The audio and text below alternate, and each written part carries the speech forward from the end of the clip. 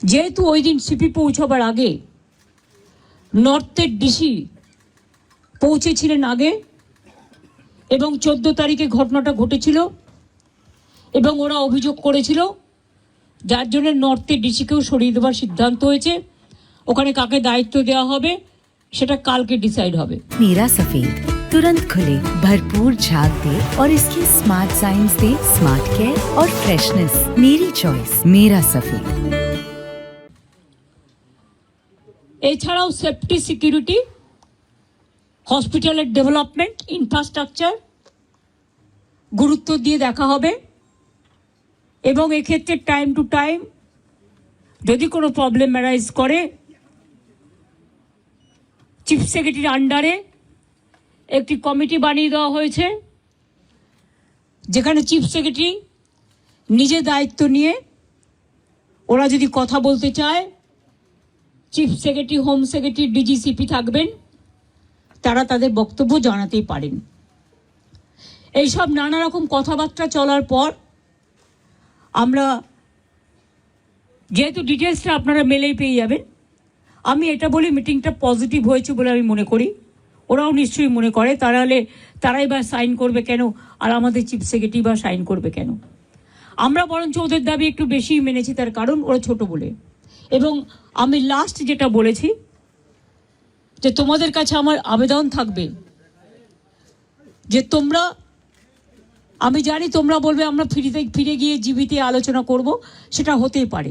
তোমাদের মধ্যে অনেকগুলো গ্রুপ আছে, অনেকগুলো মেডিকেল কলেজ আছে, হসপিটাল আছে, ঠিক আছে, তোমরা ফিরে গিয়ে আলোচনা করো, কিন্তু যেটা এখানে মিনিটসে সাইন করেছি আমরা দুপক্ষ, এরপর তোমরা কাজে যোগদান করো মানুষের স্বার্থে।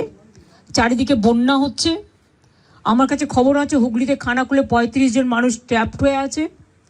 তাদের আগে বেরোতে বলা হয়েছিল, তারা বেরোতে পারেনি, কিন্তু জল হঠাৎ করে ছেড়ে দিয়েছে ডিবিসি, পাঞ্চেত এবং তেনুঘাট।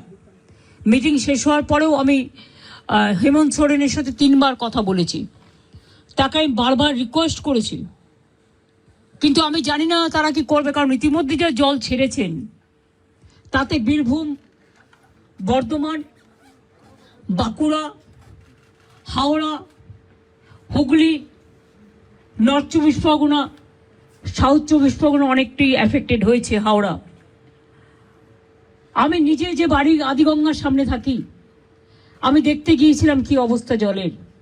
আমি এতটা জল আসতে কোনোদিনও দেখিনি, কারণ আমাদের গোলাটা হচ্ছে সবচেয়ে উঁচু, আমাদের এই জায়গাটা। আমরা সিঁড়ি বানিয়ে দিয়েছিলাম, প্রায় 14-15টা সিঁড়ি ছিল, একদম পুরো ভরাট হতে আর 5টা সিঁড়ি মাত্র বাকি আছে। এরপর যদি আবার জল ওরা রাত্রে ছেড়ে দেয় বারণ করা সত্ত্বেও, তাহলে কিন্তু বন্যাকে আটকানো যাবে না। ওরা বলছে তাহলে আমাদের এখানে বন্যা হবে। আমি বললাম তোমাদের এখানে বন্যা হবে বলে তুমি আর একটা রাজ্যকে তো ভাসাতে পারো না। আমাদের না জানিয়েই সকালে প্রায় 80-90 হাজার কিউসেক ওয়াটার ছেড়ে দিয়েছে, ফলে একেতে 3-4 দিন কন্টিনিউয়াস বৃষ্টি। এমনিতেই গঙ্গাগুলো, আমাদের নদীগুলো ওভারফ্লো, ড্যামগুলো ওভারফ্লো ছিল, তার মধ্যে এই জলে আস্তে আস্তে কাল সকালে বিকেলে পৌঁছবে। আমি সবাইকে বলবো সতর্কতা অবলম্বন করে দূরে দূরে রিলিফ সেন্টারে প্লিজ দয়া করে যান, এবং আপনাদের থ্রুতে বিডিও থেকে শুরু করে আইসি থেকে শুরু করে DM, SP, additional DM, additional SP, SDO যারাই আছেন সবাইকে বলবো যে ইমিডিয়েট দেখে নাও, কারণ কালকে কিন্তু অনেক জল ঢুকবে। এই জলের ওপর যদি আবার জল আসে, আমার এমনিতেই চিন্তা আছে 35 জনকে কি করে উদ্ধার করব আমরা। আর এখন রাত হয়ে গেছে, জলের কারেন্ট এতটাই, কেউ যে উদ্ধার করতে যাবে তার উপায় নেই, কারণ যে উদ্ধার করতে যাবে সে বোটও তলিয়ে চলে যাবে, এমন অবস্থা। তো ওখানে আমরা এনডিআরএফ টিম পাঠাচ্ছি সকালে, এবং এসডিআরএফ টিমটাও আমরা পাঠাচ্ছি সাউথ 24 পরগনায়। সুতরাং আমরা প্রত্যেকে অ্যালার্ট আছি। বিভিন্ন জেলার নেতৃবৃন্দের সাথেও আমার কথা হয়েছে, সিএস নিজে মনিটরিং করছেন 24x7, এবং তিনি নিজেও ডিএমদের সাথে বারবার করে আজকে 2-3 বার ভার্চুয়াল করেছেন, উনি অলরেডি আমাদের 24/7 মনিটরিং চলছে, টাইম টু টাইম কি অবস্থা। এবং মানুষকে আবার আবেদন করছি, প্লিজ দয়া করে জল আর আগুন এই দুটো জিনিস নিয়ে আমাদের মনে রাখতে হবে, যে কোনো মুহূর্তে জল ঢুকে যেতে পারে।